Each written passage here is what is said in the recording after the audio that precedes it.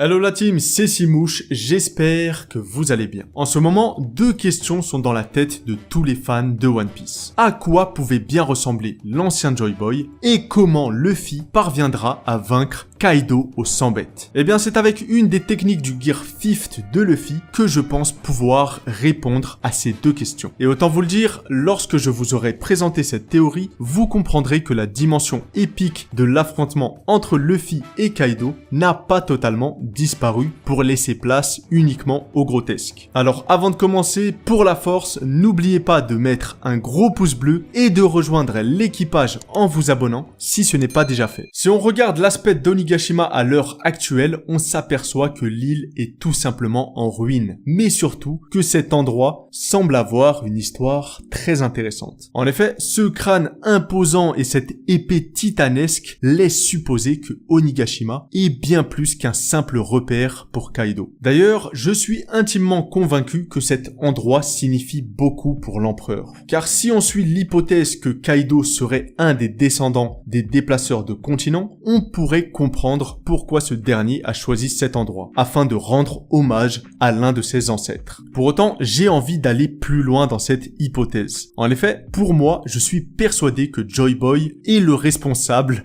de la création de cet endroit. Et oui, vous m'avez bien entendu. Ce crâne immense et cette épée serait en réalité le vestige du combat de Joy Boy contre un transporteur de continents. Et sachant que Oz, l'un des plus connus des transporteurs de continents, avait 500 ans, il n'est pas aberrant de penser qu'au siècle oublié, les transporteurs de continents étaient encore nombreux. Et on peut imaginer que l'un d'entre eux s'est opposé à Joy Boy. Ainsi, comme je le disais, Onigashima serait le résultat de la victoire de Joy Boy sur un des transporteurs de continents. Et si cette hypothèse est vraie, cela expliquerait alors la volonté de Kaido de rester sur cette terre car il attendrait de pied ferme le prochain Joy Boy pour venger son ancêtre. Je vais aller encore plus loin et je vous dis que l'épée que nous voyons est en réalité le sabre de Joy Boy. Le sabre étant colossal, vous aurez compris que pour moi, Joy Boy était également un homme immense, ce qui expliquerait beaucoup de choses sur lui. Tout d'abord, ne vous êtes-vous jamais demandé ce qu'était ce gigantesque chapeau soigneusement conservé à Marie-Joise? Pour ma part, aujourd'hui, cela ne fait plus l'ombre d'un doute. Il s'agit sûrement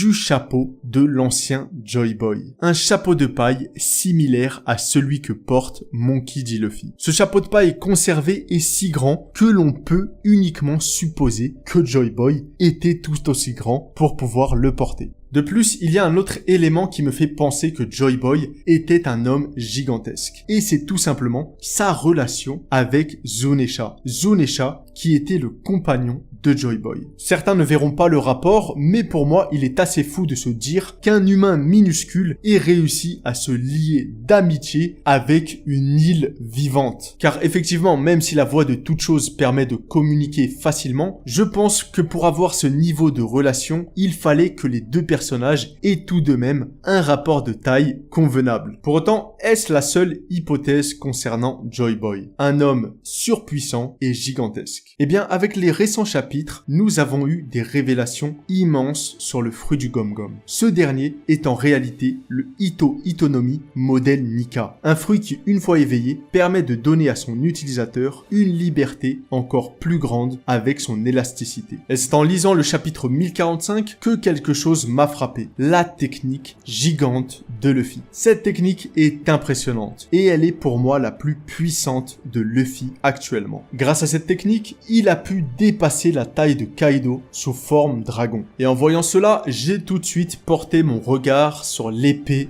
d'Onigashima. Et oui, je pense que nous avons là un indice sur la scène finale entre Luffy et Kaido. Nous verrons un Luffy en Gear 5 maniant une épée contre un Kaido éveillé encore plus imposant. Et en y réfléchissant, cela fait totalement sens. Nous avons toujours vu Luffy désireux de manier l'épée. D'ailleurs, au début de l'arc Wano, nous avions vu Luffy avec un sabre et il ne voulait même pas le donner à Zoro. C'est pour vous dire à quel point Luffy a toujours souhaité utiliser un sabre. Et cette fois-ci, nous aurions un Luffy totalement badass en Gear 50, utilisant une épée gigantesque. Et il pourrait ainsi trancher le dragon Kaido. Et je pense que certains auront vu le rapprochement avec une légende de Wano. Je parle bien évidemment de Ryuma. Et je trouve que cela ferait un très beau parallèle pour la fin de cet arc. Luffy en tant que légende, portant dignement cette épée et tuant le dragon